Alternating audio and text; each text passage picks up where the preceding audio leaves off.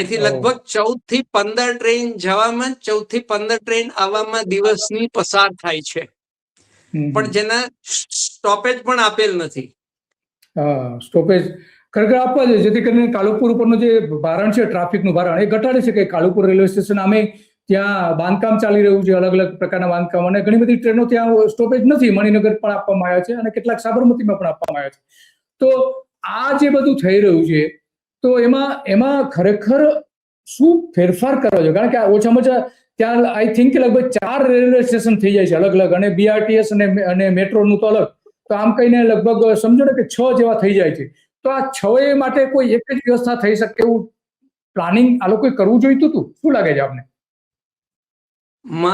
મારા ધ્યાન પ્રમાણે બંને સ્ટેશન, જે ધરમનગર સ્ટેશન અને આ કેશવનગર તરફનું, રાણીપ તરફનું સાબરમતી સ્ટેશન, એ બંનેના નામ પણ અલગ કરવા જોઈએ, કારણ કે 2 ટ્રેનની વચ્ચે કોઈ કોઓર્ડિનેશન છે જ નહીં.